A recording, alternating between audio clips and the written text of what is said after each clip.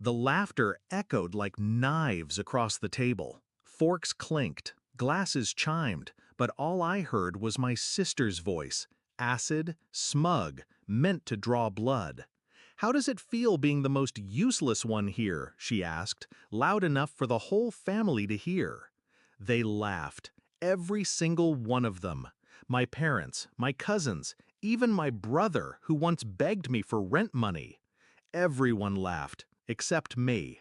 I just smiled, slow, controlled, and then I leaned back in my chair and said, "How does it feel knowing this useless one won't be paying your bills anymore?"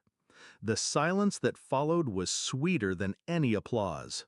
It hadn't always been this way. Once I thought family meant loyalty.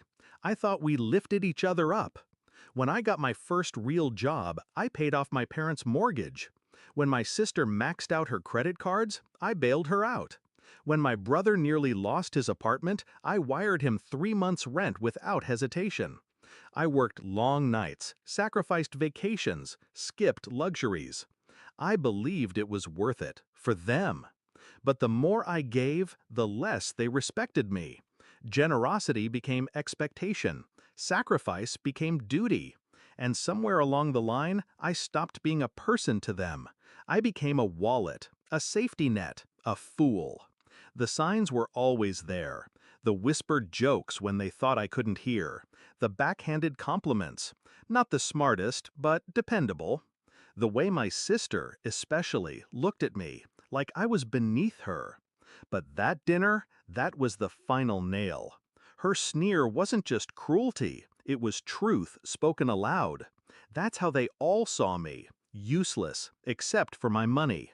And in that moment, I made a choice. I wouldn't argue, I wouldn't explain. I would let them choke on the consequences of underestimating me. Planning revenge doesn't always mean destruction. Sometimes it means subtraction. All I had to do was remove myself. First, the finances. Every auto payment I'd been covering, canceled. Utilities, loans, tuition, all of it. Second, the accounts. I closed the family emergency fund they always drained, transferred the balance to my own savings. Third, the strings. I'd co-signed my sister's car lease. Quietly, I notified the lender I would no longer be responsible. Let her handle the full weight of her lifestyle. I didn't announce any of it. I didn't warn them. I just waited. The fallout began within weeks. My brother called, panicked. His rent overdue, utilities shut off. My mother asked why the mortgage hadn't been paid. My sister screamed when her car was repossessed from the driveway. I listened. I nodded. And I said the same thing each time. "I'm sure you'll figure it out." At first, they thought I was bluffing. Then they realized. The ATM they mocked had shut down. The climax came 2 months later. Another dinner, smaller this time, fewer faces around the table, because shame had a way of keeping people away. They looked different, humbled, desperate. My sister's eyes darted, hollow with stress. My father looked older, his voice quieter. My mother's hands shook as she poured water. Finally, my sister broke. "Why are you doing this? We're family." I leaned forward, meeting her stare. Calm, steady. Family doesn't laugh while tearing you down. Family doesn't use you until you bleed. You wanted to see me as useless. Fine. Now you'll see how useless you are without me. The words landed heavier than the silence that followed. No shouting, no plates thrown, just the crushing weight of truth. Do I regret it? No. I gave them years of loyalty, sacrificed dreams they'll never know. And for what? A punchline at a dinner table. Now they finally understand. They thought money made me their servant.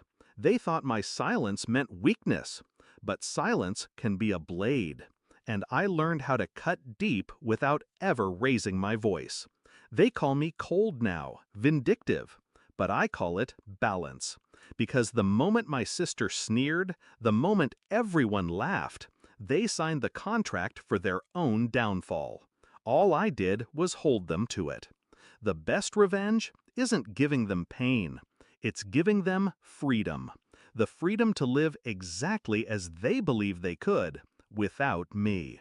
And as I walked away from that dinner, hearing nothing but the sound of my own footsteps, I felt lighter than I had in years. They wanted me useless, so I finally gave them what they wanted, and it destroyed them.